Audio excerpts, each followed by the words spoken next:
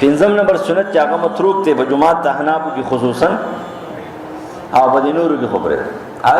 احنافو جماعتونو کې دا بالکل نشته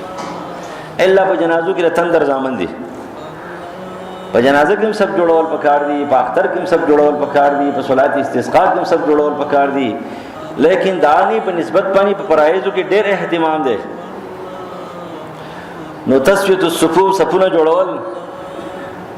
نه څوک پوندې پیژني او څوک پنجې پیژني سب جوړې دا به د پنجو نه جوړې د پوندو نه به جوړې بیا به د یو بل سره خپې جنګې اوږه به د اوږې سره جنګېږي خپه به د خپې سره جنګېږي نو په دې مخه به کېږي بوډاګانو مشرانو کشرانو په دې کې نه چا اختلاف شته نه چېرته ائمو حضراتو په دې کې اختلاف کړی دی نه چېرته چا خبره کړې ده چې سب مه جوړوئ ټول خلک د سب د اهتمام قایل دي لیکن عام جماعتونو کې صفونو اهتمام نشته په جنازو کې چغې وباسي خلکو د ځان ښیي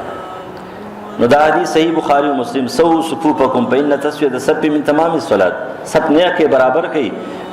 او بیا د نعمان بن بشیر رضی الله عنه پر روایت کې ابو داود چې قدم د قدم سره جوخ کوي اوږه د اوږې سره جوخته کوي که ډېر عرت ودرېږي اوږه به نه لګي او که ډېر تنګ ودرېږي نو خپې به نه لګي خبره هم یاد ساتئ دومره عرت ته ودرېږي نو خپه دې وجنګوله خو اوږې پاتې شوې نو په حدیث کې خو دواړه دي او که ته تنګ ودرېږي نو لاندې خپې چې کومه دی نو هغه تا ونه لګولې اوږه دې ولګوله خو خپې دې ونه لګېدلې نو د دې وجې نه د انسان په توازن ودرېږه خپه د خپې سره اوږه د اوږې سره برابر کړه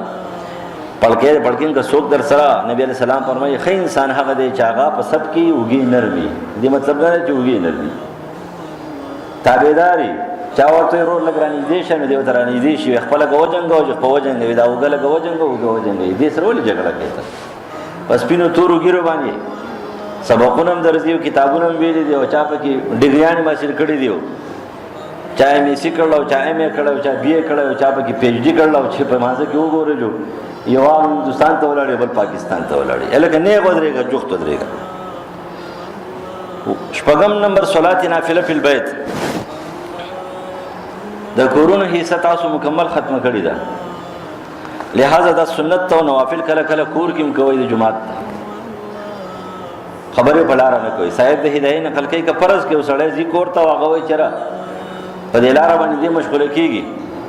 نو بیا به جماعت کې کولو لغوره دی بیا ځکه چې بیا خو لاړه ختم شو خو که دې سیده ځي کور ته او په لاره چا خبرې اترې نه کوي سیده ځان رسولی شي نو بیا په کور کې بهتر دی او حدیث هم دغه دي خو که دې په لاره باندې یو ځای کې کېږي او بل ځای کې کېږي یو ځای ته اړومئ او بل ځای کې ته اړومئ نو بیا خو کاته خرابه ده نو صلات نافله فی البیت صحیح بخاری و مسلم نقل کوي صلوا ایها الناس فی بیوتکم فإن افضل الصلاة صلاة المرء فی بیت المکتوبه و دا نوافل په کور کې بهتر دي فرایض نه